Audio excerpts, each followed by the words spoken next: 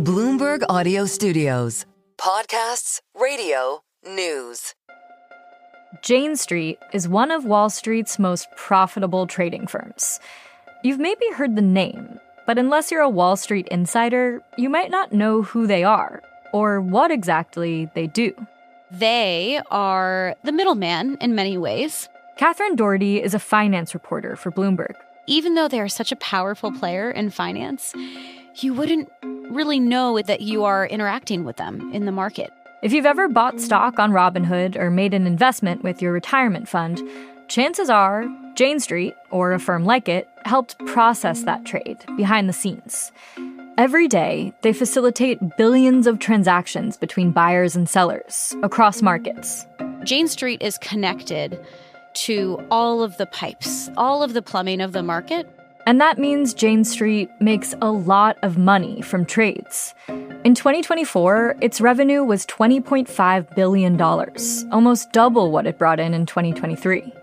But that growth has also come with new scrutiny. Earlier this month, India's main financial regulator accused the firm of market manipulation. India's market regulator is barring Jane Street from access to its local securities market. It may actually be the biggest fine if it materializes ever, for such kind of market manipulation, alleged market manipulation. Jane Street has called the regulator's conclusions fundamentally mistaken and has said it will assess its legal options. But Katherine says the rest of the industry is watching to see whether this investigation sets off a reckoning that could change the way firms like Jane Street operate around the world, and just how fast they might grow. I'm Sarah Holder, and this is The Big Take from Bloomberg News. Today on the show, we take a look at one of Wall Street's most secretive firms, how Jane Street's trading got it in hot water, and what that could mean for regulation in a corner of the industry that not many people pay attention to.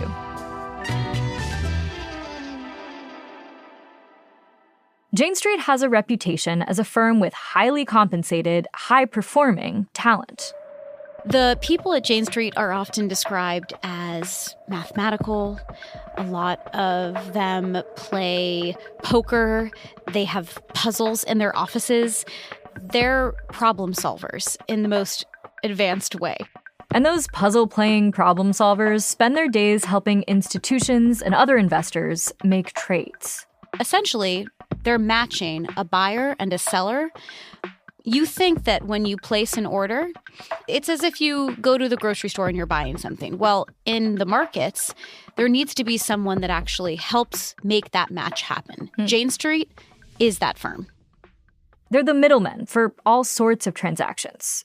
If you buy stock in a company through a trading app, or if you ask a broker to invest your money, Jane Street might be the firm behind the curtain, helping move that money around. Or you might be interacting with one of its competitors. And you don't know if it was Jane Street or if it was Citadel Securities or Susquehanna. There's so many of these market-making firms. And frankly, until the meme stock craze, retail traders didn't seem to care, or at least there wasn't as much discussion. Jane Street is a private company and not a bank. While it has to abide by market rules, it isn't subject to the same degree of regulation that big banks such as JP Morgan and Goldman Sachs have faced since the 2008 financial crisis. Those other financial institutions are under pressure to avoid risk-taking. And that gives Jane Street an edge. They can invest in their technology in the way that banks can't, because banks have to be a little bit more conservative with their own money. And the secret sauce is that they're able to code in the special language as well. And what that means is it is hard for other firms to copy exactly what Jane Street is doing. And they're able to take really big bets in the market. They're not in the game to necessarily invest in a company because they think that the company's earnings are going to increase over time, or they're not looking to invest in even a sector because they believe in that sector. Their primary goal is to just be greasing the pipes of the markets. They're not just using elbow grease. They're using powerful technology to guide their trades. If they can anticipate how markets are moving from one second to the next, they can offer the right prices and profit. So they've developed algorithms, they're using data, and they're digesting that data to make inferences. They're guessing where the market's going to be moving. So if they, for example, see a share, maybe it's a share of Apple, and there's a buyer in the market that is looking to buy at a certain price, and there's a seller in the market, their algorithm is telling them to match at a certain time, at a certain price, and it is in milliseconds. So this is very, very fast. And they're doing this with so many shares that the way that they make money is they're taking a tiny profit, the difference between where the share is sold and where the share is bought, and they're pocketing that. And it might be pennies. You might think, oh, this company that makes $20 billion in a year, how did they do that? It adds up over time. And because they're using their algorithms, their technology, their people, over time, they make billions of dollars. So it's a volume game and it's a speed game. Yes. A volume and speed game known as high-frequency trading. Still, there's a lot about the firm we don't know, and that sense of secrecy is deeply embedded in the company's culture. Its offices even hung a poster with the famous World War II slogan, "Loose lips sink ships." You don't see a lot of Jane Street executives in the public eye. They're not ever really on TV or even in really niche financial conferences. If you go on LinkedIn, at one time, profiles were discouraged. And now if you do see a profile, there's often not a title attached to a person's name. And that is reflective of how this firm operates in terms of its culture. In the times that it has been brought into the public eye, it's probably something they would not want. One of those moments came with the collapse of FTX, the multi-billion-dollar crypto company that had been founded by a former Jane Street employee, Sam Bankman-Fried. When FTX collapsed, there was a lot of discussion about the risk-taking that Sam's firm took and some comparisons to Jane Street. But Jane Street hasn't been the target of any major regulatory investigations itself. Until now. Earlier this month, India's regulator, the Securities and Exchange Board, or SEBI, started investigating the firm for market manipulation. Why did regulators start circling? Do we know what made them want to investigate Jane Street in India? So it all stems back to a lawsuit that the firm had with former employees that went to the hedge fund Millennium. And they were suing these former employees for, we didn't know it at the time, but it ended up being identified as an options trading strategy. They identified what they didn't want to lose as proprietary information. Through this case, the profit that they were making in options specifically and in India came out. It was such a large number that the regulators in India said, hold on a second, we have to look into this. We get into what those regulators found and what it could mean for the way firms like Jane Street operate around the world after the break.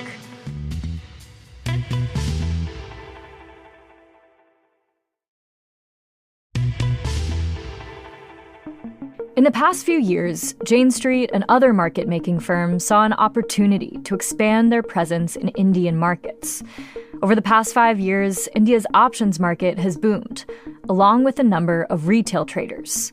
That growth has also led to more volatility and a higher potential for profit. And for Jane Street, that paid off. The firm made more than $4 billion in India in just over 2 years. Meanwhile, regulators in India said 9 out of 10 individual traders who bet on futures and options lost a significant amount of money doing so. And that's part of what got regulators looking at how these firms were operating. Bloomberg's Katherine Doherty walked me through what happened. You have the options market and you have the equity market. They're directly correlated. The equities market is where you buy or sell stocks. The options market is where you buy the option to buy or sell stocks at a certain price at a future date. The key is betting on which direction the stock price might go, something that's influenced by activity in the equities market. The regulator in India, the Securities and Exchange Board, is accusing the firm of manipulating the market, using its money to place such large bets on one market that it moves the other market in a way that the firm knows they're going to profit from it. The firm has said that this is the term arbitrage. Arbitrage is just when you spot a dislocation or you can see that the market is inefficient in a way that you can profit from that. And you can essentially, what the firm would argue is we were actually making the marketplace better. We were making it more efficient. So yes, it might have moved, but it was moving in some ways closer to where it should.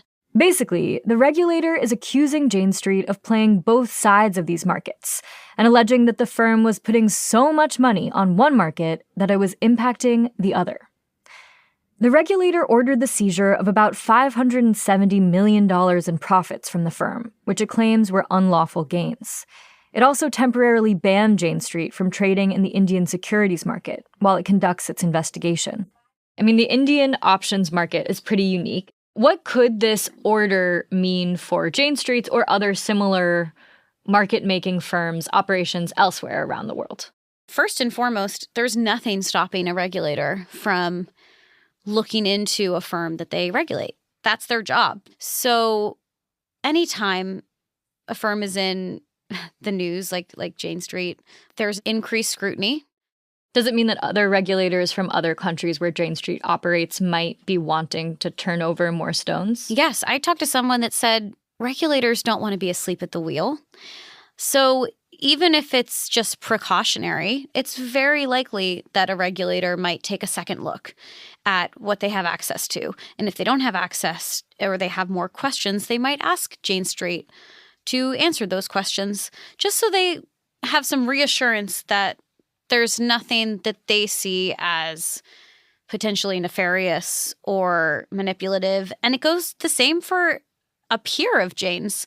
I've talked to other market participants that would be competitors to Jane, other market makers. And one firm said that right after this order came out, they were digging through the order and they also had an internal meeting amongst themselves to say, hey, are we doing anything that might not be exactly the same as what Jane Street was doing, but let's look through our trading strategies to make sure there's nothing that comes across as questionable or that could be brought up by regulators as nefarious. And this person was quick to say, like, we didn't, come to that conclusion, but you have to be proactive.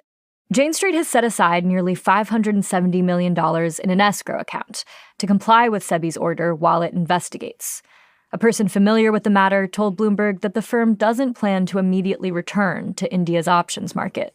For now, market watchers will wait to see what the regulator's investigation turns up and whether Jane Street decides to file an appeal. What could this scrutiny of Jane Street mean for the entire high-frequency trading, market-making industry? It's a really important question, and it depends who you ask. People in the industry, even when I asked that question just about Jane Street's future, I had a quick answer from someone that said, they're so large and they're so good at what they do that this won't impact the amount of trading that they're still able to facilitate, and that they're just going to keep doing what they do because they have such an important role across global markets. This is The Big Take from Bloomberg News. I'm Sarah Holder. To get more from The Big Take and unlimited access to all of Bloomberg.com, subscribe today at Bloomberg.com/podcast offer. If you like this episode, make sure to follow and review The Big Take wherever you listen to podcasts. It helps people find the show. Thanks for listening. We'll be back tomorrow.